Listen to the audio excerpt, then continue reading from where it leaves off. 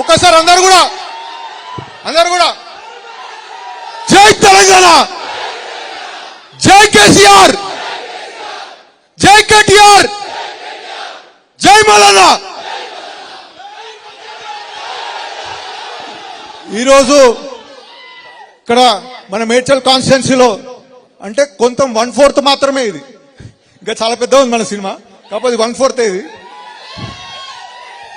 మాత్రమే ఇక్కడ జరుపుకుంటున్న విజయోత్సవ సభకు విచ్చేసిన మన యంగ్ డైనమిక్ లీడర్, మా యువతకు ఆదర్శం, అదేవిధంగా బీఆర్ఎస్ పార్టీ వర్కింగ్ ప్రెసిడెంట్ మన కేటీ రామారావు గారికి, మన మేడ్చల్ ముద్దుబిడ్డ, మన మేడ్చల్ ఎమ్మెల్యే మా నాన్నగారు మల్లారెడ్డి గారికి, ఇంకో యూత్ ఐకాన్, అదేవిధంగా పెద్ద పెద్ద పైల్వాలని మట్టి కలిపిన మల్కాజ్గిరి ఎమ్మెల్యే రాజశేఖర రెడ్డి గారికి, మా జిల్లా అధ్యక్షులు శంపూర్ రాజు గారికి, మన వేదిక మీద ఉన్న పెద్దలకి, బీఆర్ఎస్ పార్టీ కుటుంబ సభ్యులకి అందరికి కూడా పేరు పేరున నమస్కారం. ఒకటి మనం ఆలోచిస్తే గత ఉమ్మడి ఆంధ్రప్రదేశ్లో మన తెలంగాణ పరిస్థితి ఏముండే, చీకటి గ్రామాలుండే, బూడిద రోడ్లుండే, మొత్తం ఆకలి కేకలుండే, ఇంకా ఏమైనా ఉండేనా? చివరికి కడుపున పుట్టిన పిల్లలను కూడా అమ్ముకునే పరిస్థితి ఉండే ఆ టైంలో. అట్లాంటిది మన కేసీఆర్ గారు 12 సంవత్సరాలు పోరాడి మన తెలంగాణ సాధించారు. ఇవన్నీ చూసి మన తెలంగాణ వస్తేనే మన తెలంగాణ బాగుపడుతుందని మన తెలంగాణ సాధించారు మన కేసీఆర్ గారు. అదేవిధంగా తెచ్చిన తెలంగాణను కూడా మన కేసీఆర్ గారు మన ఊరు కూడా అడగలే, ఏ స్కీములు పెట్టండి సార్, ఆ స్కీములు పెట్టమని ఎవ్వరు కూడా అడగలే. ఆయన్నే ఆలోచించి రైతు బీమా కానీ, రైతు బంధు కానీ, ఆసరా పింఛన్లు కానీ, సాగునీరు కానీ, త్రాగునీరు కానీ, 24 గంటల కరెంటు కానీ, కళ్యాణ లక్ష్మి, కేసీఆర్ కిట్, అట్లా చెప్పుకుంటూ పోతే ఎన్నో స్కీములు ఉన్నాయి. అవన్నీ కూడా పెట్టి మన పేద ప్రజలకు అందించిండు. ఇంతకుముందు మన తెలంగాణ అందరూ ఏమంటుండే తెలుసా, ఓ కరువు ప్రాంతం, తెలంగాణ అంతే ఓ కరువు ప్రాంతం, ఇంకా వేరేదేం లేదు. ఓ రేషన్ బియ్యం కూడా లేని పరిస్థితి ఉండే మన తెలంగాణలో. అట్లాంటిది మన కేసీఆర్ గారు ప్రాజెక్టులు కట్టిండు, ఎన్ని ప్రాజెక్టులు కట్టిండు.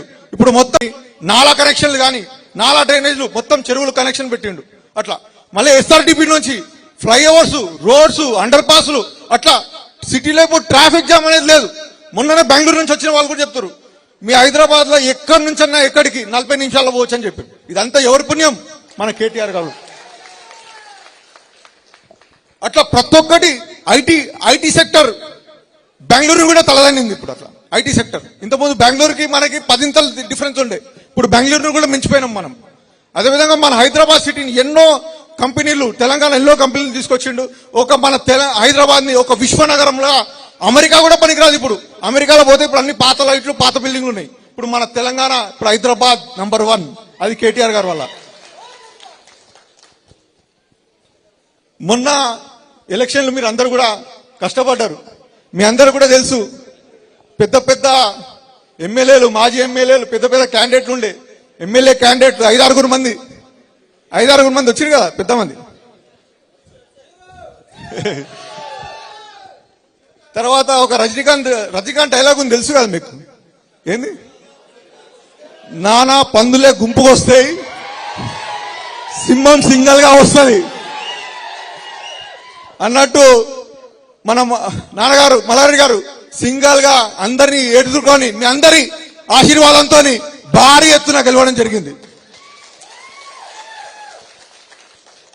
అన్న కేటీఆర్ అన్న, మాకు మా నాన్నగారు ఇంట్లో ఒక్కటే చెప్తాడన్న, నన్ను ప్రజలు ఓట్లేసి గెలిపించారు, కేసీఆర్ గారు మినిస్టర్ చేశారు మమ్మల్ని, అది ఆ రుణం మనం తీర్చుకోవాలి, ప్రజలకు ఆ రుణం తీర్చుకోవాలని అది ఒక్కటే చెప్పి మాకు మొత్తం 60 గ్రామాలు ఉన్నాయి. 61 గ్రామాల అన్ని కూడా సీసీ రోడ్లు కంప్లీట్ అయినాయి.